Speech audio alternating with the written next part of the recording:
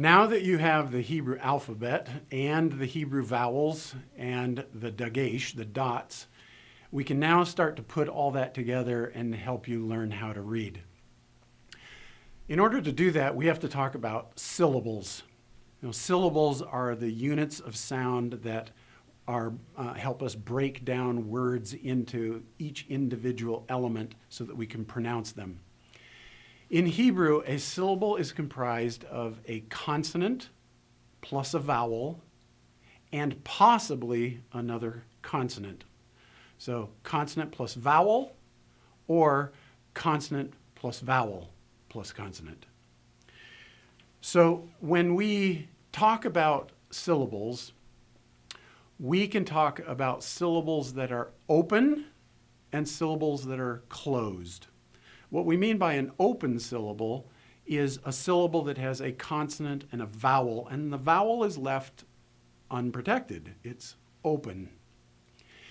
If a syllable is closed, we mean a syllable where the vowel is protected on both sides by a consonant and has a consonant, a vowel, and a consonant. So the basic structure of the syllable, consonant vowel or consonant vowel consonant, is a simple way of capturing what we mean when we refer to open and closed syllables. So every syllable in a word is going to be described using one of those terms. So, for example, in this word, we have the word melech. The first syllable with the mem and the segol is open. It's not protected after the vowel by another consonant. So it is an open syllable. It ends in a vowel. The final syllable, lek, is a closed syllable. It ends in a consonant. The vowel is protected. So we have an open syllable and a closed syllable. We will also describe syllables based on accent. In the grammar, we will indicate accent by means of a little arrowhead type symbol over the top of the accented syllable. This accent will not be noted in most Hebrew words because most Hebrew words are accented on the final syllable in an expected manner. So unless the accent is where you wouldn't expect it, it will be left off.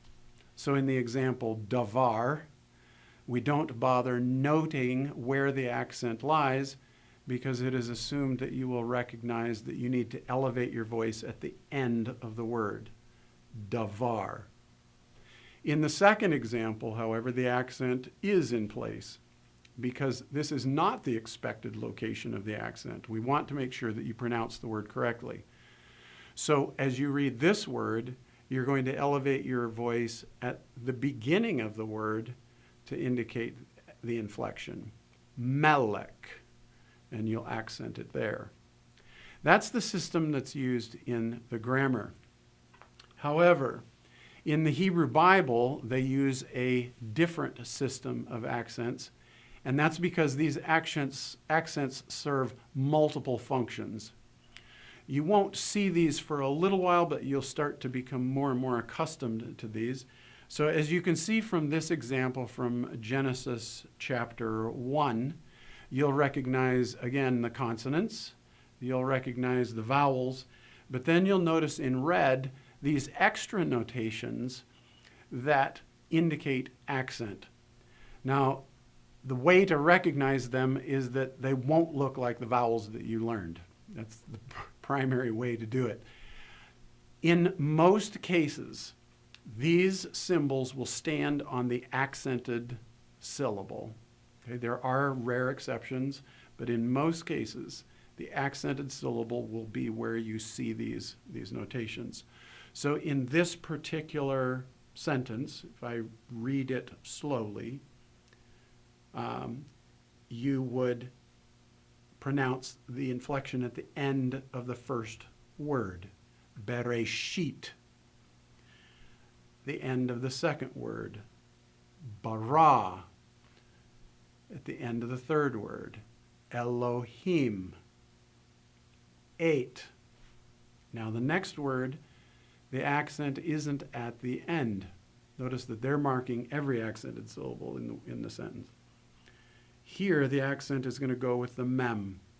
Hashamayim. V8. And then at the end of the sentence, again, the accent is not in final position. It's earlier in the word. Haaretz. In each case, you'll just inflect your voice slightly to reflect where that goes. Now, as I mentioned, there are multiple functions for the accents in the Hebrew Bible. The first of them is to indicate where the accent goes. But these accents are also used to indicate syntax. What we mean by syntax is how the words relate to one another. These accents have predictable patterns that will show you how words are grouped. They are also used for melodies. That's why they have different forms. Each accent has a different musical melody associated with it, and these are the symbols that are used for determining how the text is supposed to be sung in the synagogue. We'll get to those features later on. For right now, the most important part is that when you're reading the biblical text, you use these to identify where the accent goes. So, we now have to define syllables as open or closed and as accented or unaccented. So to return back to our earlier example, the word melech, we now identify the first syllable not only as open, but it needs to be identified as open accented. The second syllable is not only closed, it is closed unaccented. And those designations both become very important. The same is true with regard to a word like davar. First syllable is open, unaccented. The last syllable is closed and accented, because this word, unmarked for accent, means that it's going to be pronounced with the inflection at the end of the word. So in summary, what we've seen so far about syllables is that a syllable is comprised of a consonant and a vowel, or a consonant, a vowel, and a consonant. That means that syllables start with consonants. In English, we start with vowels, we start with consonants. In Hebrew, the rule is you start a syllable with a consonant. We've seen that syllables are open and closed, and we've seen that syllables are accented or unaccented. We now need to develop this a little bit more, because most rules include exceptions. And as we talk about rules and principles in our discussion of the Hebrew language, always keep in mind that there are exceptions that are influenced by other things, and we're trying to give you the guidelines that will lead you in the right direction as you apply certain concepts. So we learned that every syllable starts with a consonant. There are two exceptions to this rule. One exception to the principle that a Hebrew syllable always starts with a consonant is one particular form of the conjunction and.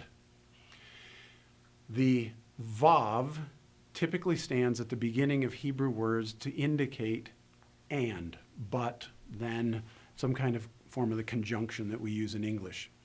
In certain forms, it will take the form u, a vowel, rather than a consonantal vav. When it does this, you need to treat that shurik, the u, as a syllable in and of itself. Do not attach it to the following word, treat it separately, and then pronounce the rest of the word that follows. So in the first example that you can see here, we would say melech, not elek. Melech. Pronounce the u by itself. The same is true in the second example, where we have the word Shemuel or Samuel. The schwa at the beginning of this word is vocal, because you're beginning the word, you're transitioning from the sheen into the next consonant, and that pronunciation remains intact even when you put the conjunction on there. So we don't say Ush Muel, we say U and Shemuel, Samuel. A second exception to the notion that Hebrew syllables begin with consonants is what we call a furtive patach. It's a helping vowel. It's a smoothing of pronunciation. Hebrew never ends a word with a patach, with a short A. It can have a syllable with a patach and a consonant that closes it, but it can never end a word with the patach hanging by itself. So for example, in the first example on the left, you see the word mishpat. The patach in this final syllable does not end the Hebrew word. It is a closed syllable. It has a consonant at the end. That patach is perfectly appropriate. It is fine to pronounce that word.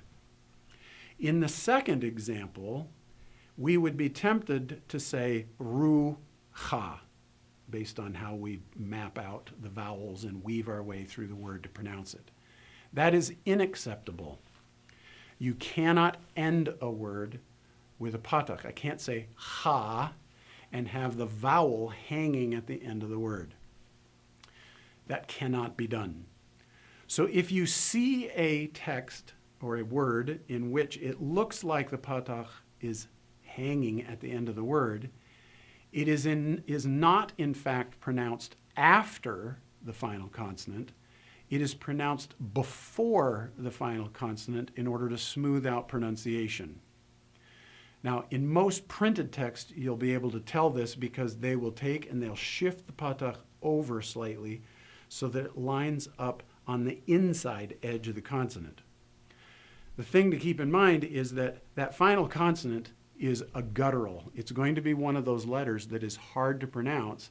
So if you're pronouncing a vowel way at the front of the mouth, and then all of a sudden you have to shift to the back of your throat to produce the guttural, they will put in a transition vowel to help you move from the front to the back, like this word, ruach.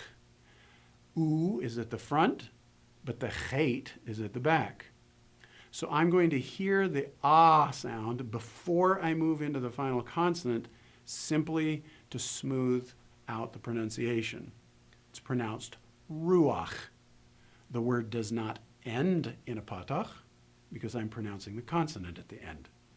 But it does provide an exception to the rule that a syllable should start with a consonant. In this case, they've added in a helping vowel, and as a result, you'll find two vowels in a row, and you'll transition into that final consonant. One of the most important takeaways from these principles is the rule that closed, unaccented syllables take short vowels. When we take all the features of this chapter and we boil them together, that one principle is going to be the guiding principle that helps you understand how you pronounce Hebrew words. Closed, unaccented syllables take short vowels. Let me unpack that. Closed syllables.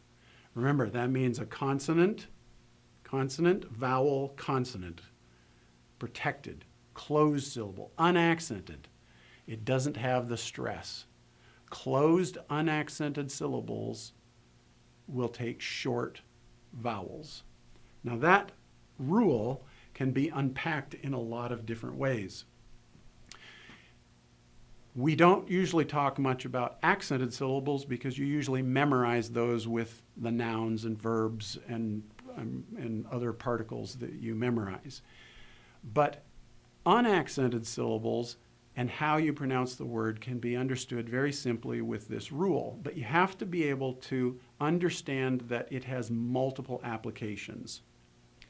Closed, unaccented, take short vowels. There's three components, and you can shift those components around to anticipate what you should have in the third. So for example, If I have a short vowel and it's not accented, I know that the syllable has to be closed.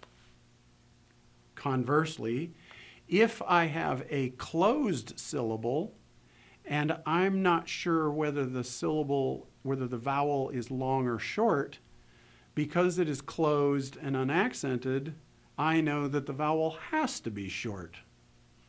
So if closed, unaccented syllables take short vowels, a short, unaccented syllable has to be closed, and a closed, unaccented syllable requires a short vowel. Conversely, if I have a long vowel and it's not accented, I know the syllable has to be open because it doesn't fit the rule. If I know that a syllable is open and it's not accented, I know that the vowel has to be long, even though I may not be able to tell that from the shape of the vowel notation itself. So that one rule is actually capturing a lot more components than just the simple expression seems to imply. Remember that expression well. Closed, unaccented syllables take short vowels.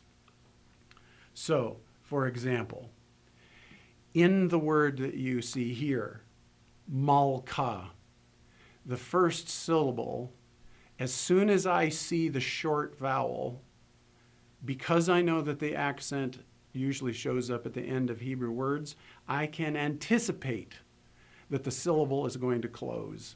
Before I even get to the lamed and see the schwa, I don't have to figure out whether the schwa is silent or vocal. I already know that it needs to be closed. So the temporary guideline that we gave you in the last chapter, that after a short vowel, schwa is silent, after a long vowel, schwa is vocal, was just a simplistic way of getting you to this point. Because once you see this short vowel, you know that it needs to be closed. A closed, unaccented syllable takes a short vowel. It's pronounced malka. And as a result, after no vowel, we expect the hard dot in the kaf. In the next example, ye laku, I'm reading along and I see a long vowel under the yod. I don't have to even look at the next consonant. I know that it has to begin a syllable. I don't have to figure out whether the schwa is vocal or silent because I already know that I need to be transitioning forward, because a closed, unaccented syllable takes a short vowel. This syllable cannot be closed. It cannot be closed with a long vowel. So when you look at the things that you have learned so far, syllables, vowels, the dagesh, the dots, and your schwas, all of those components work together to give you the components that help you understand pronunciation, and they all work with one another. So if you look, for example, at the syllable structure and schwa, you'll understand why schwas are vocal and silent. So, for example, mamlaka. You learned in the last lesson a very simple principle to recognize that this is a silent schwa. But let's put it into this framework of our new material. Closed, unaccented syllables take short vowels. I look at this word, I see the patach, the short A under the mem. I know immediately that the syllable has to be closed. There is no other option. I know that it has to be a silent schwa because it is closing the syllable, not taking you forward and transitioning into the next word. And the same thing with the example we saw before with ye laku. So the syllables and the schwa help me out as I work against one another. The same thing is true with your syllable structure and dagesh. You now understand why begad kafat dots follow no vowel and why doubling dots follow a vowel. That is because a begad kafat dot has hard pronunciation when it is exploding into a new syllable. So a begad kafat dot is going to follow a closed syllable. So as you look at this first example, mal-ka, it makes sense that the kaf has a dot. It makes sense that the kaf has a dot after no vowel, because the first syllable is closed and the kaf has to explode forward as you move into the rest of the word. It makes sense that a doubling dot follows a vowel. Why? Because when you look at a word like this, you will find that a doubling dot tends to follow a short vowel, because closed, unaccented syllables take short vowels. You have a short vowel, you somehow have to protect the syllable. It needs closure. So the consonant becomes doubled so that it can close the first syllable and can then start you into the rest of the word. So the syllable structure and the dagesh works together. And now you can also understand how you tell the difference between short O and long A when they use the same symbol for both vowels.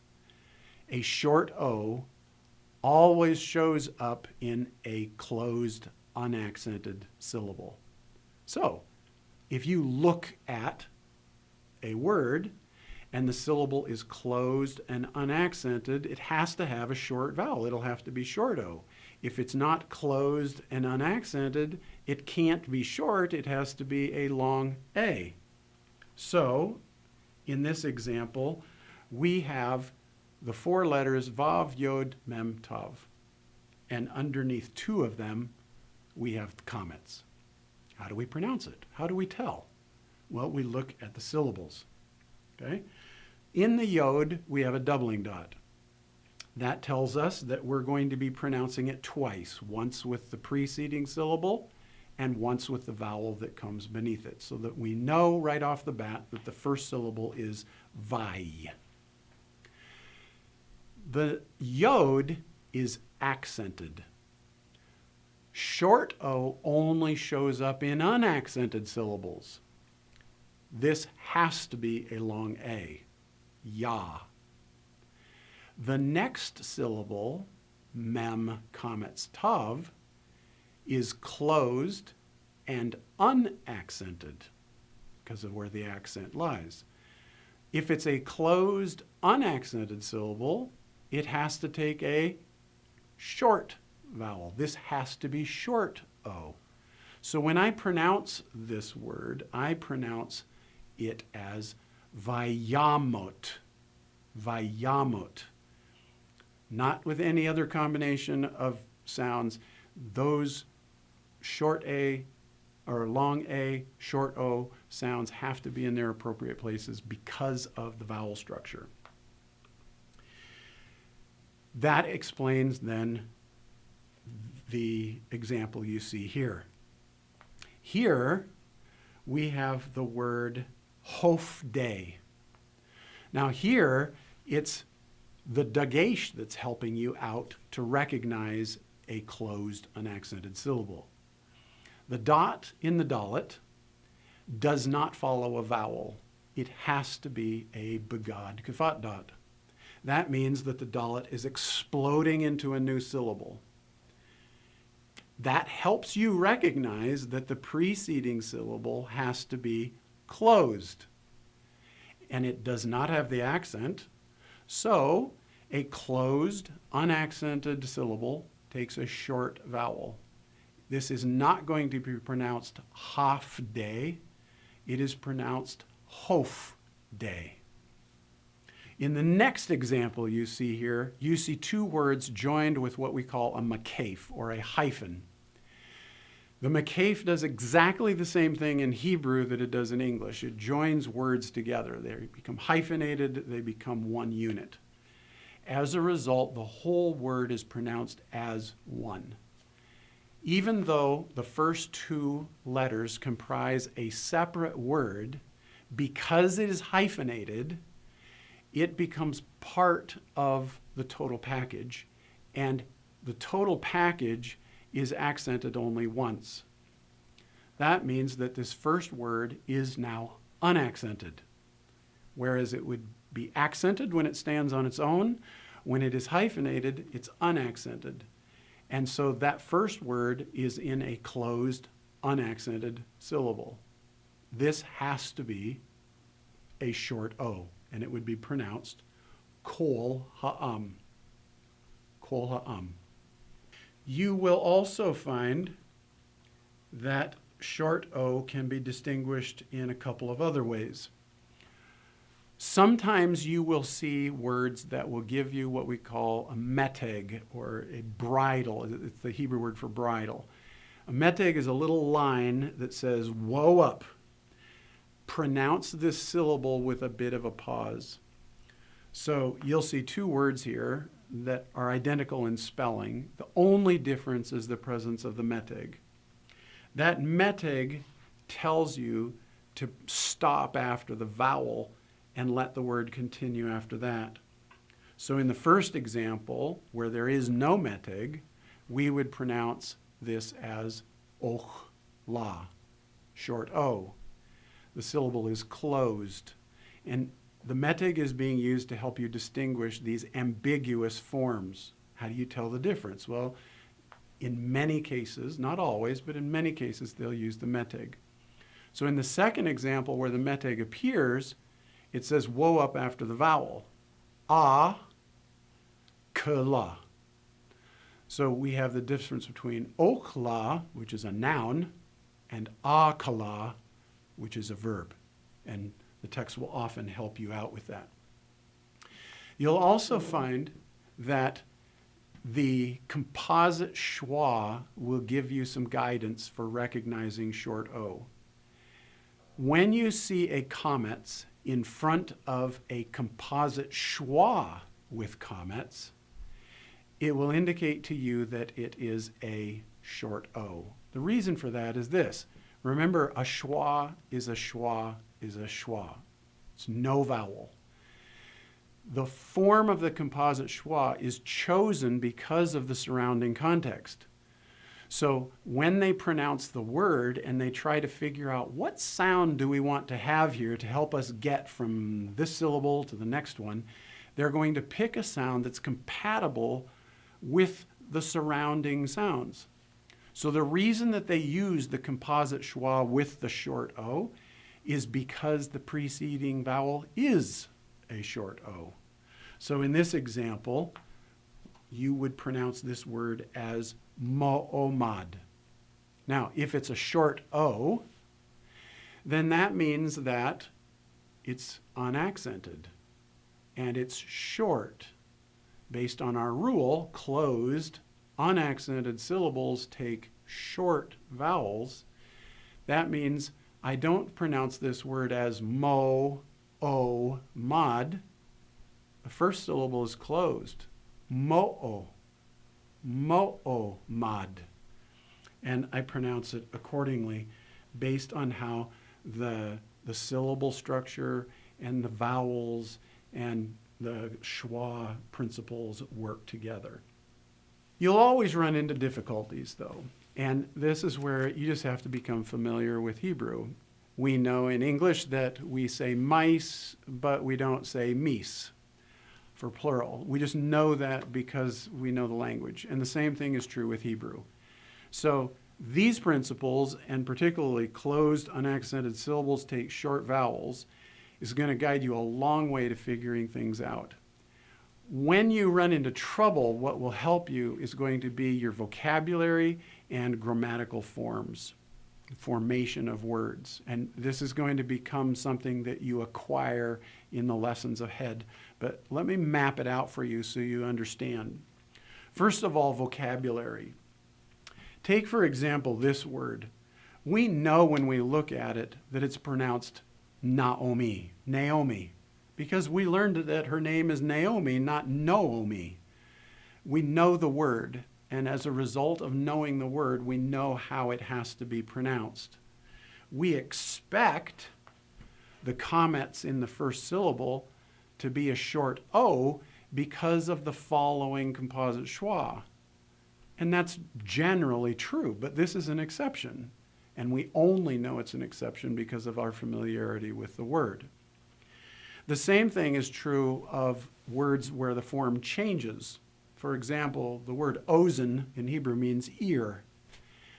When it changes form and it shows up in the Hebrew Bible in this second form, it doesn't shift from ozen to ozne. It has an O in the word. That's its historical form. We expect it to continue to be there. And although it transitions from long O to short O, it still ought to be consistent with its historical structure. So because I know the Hebrew word ozen, ear, I know that when it shows up in this other form, it ought to be ozne. In a similar fashion, the word kodesh, holiness, I learn it as kodesh. So when it shows up in this odd form that you see here that looks like kadashim, we know that it has to be kodashim, simply because that's the way our vocabulary tells us it needs to be. So vocabulary is going to have a huge impact on this. You'll also find it with grammatical forms. Now, a moment ago I told you about meteg, how sometimes you'll have a word that has the little line, the little meteg that tells you to hold up.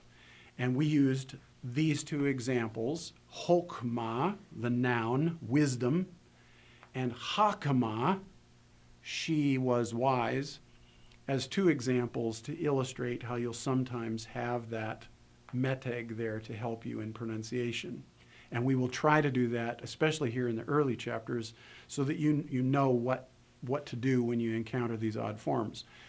But as you progress, you won't need that, because the noun form has one pronunciation and the verb form has another syllable structure.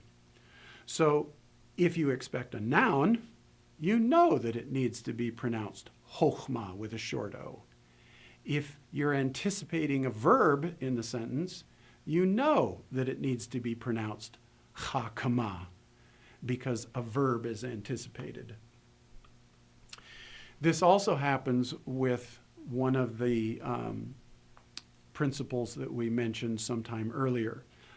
Last lesson, we talked about Skinnem Levi letters.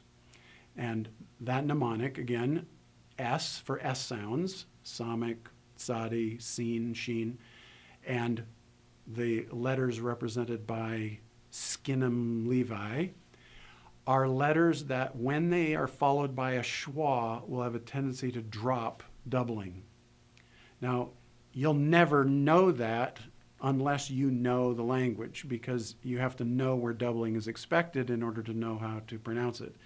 But in the very next lesson, you're going to learn about verbs, just like you'll learn about the verb we just talked about. And in the next lesson, you'll find out that a verb like vayahi is a particular verb form that indicates past tense. This particular verb means and it was. Interesting thing is that its historical form, its grammatical structure, should have a dagesh in the yod. Vayahi. But this is not the way that you will see it in the biblical text. You will see it without the dagesh. That is because Skinnem Levi is one of the letters, one of the most common letters actually, to drop dagesh when it is followed by a schwa. So this particular word is a word that has a historical dagesh, has a Skinnem Levi letter, and is followed by a schwa, and it is ripe for the dropping of the doubling sound. That makes sense. You can't really hear doubling in a doubled yod. It's hard to hear it. When you see this word, you have to understand how it is supposed to be properly pronounced. The historic doubling would cause the word to be pronounced vai, y, he, with the schwa vocalized as you move into the rest of the word. That historic pronunciation has to be preserved even if the doubling is lost. So, with the Skinnem Levi letters, when you have the loss of dagesh, it will always be pronounced with the schwa vocal. So we pronounce this word without the dagesh as va, yahi, to preserve the historic structure of the word. Now, like I said, that's a principle that you won't know until your noun and verb formation grows over the course of time. But in the next chapter, you're going to be introduced to some of these things. And we're going to constantly reaffirm again and again and again how all of these principles are tied together to help you understand how to pronounce correctly. So as you reach the end of this chapter, there are a couple of things that you should know. First of all, every syllable starts with a consonant and has one vowel pointing. Okay? Every syllable has a consonant and has only one vowel in it. The exception is the conjunction when it's pointed u, and the helping vowel patach when it shows up at the end of the word to transition into a guttural. That's what we're looking for with consonants and vowels as they work together in these syllables. We then learned a major principle. Closed, unaccented syllables take short vowels. That principle interfaces with schwa, it interfaces with dagesh, it interfaces with our vowels and our vocabulary to all work together to help us understand how we're supposed to pronounce words properly. That then leaves you with the opportunity to practice dividing into syllables, learning to sound words out. And you will do that in your exercise for this lesson.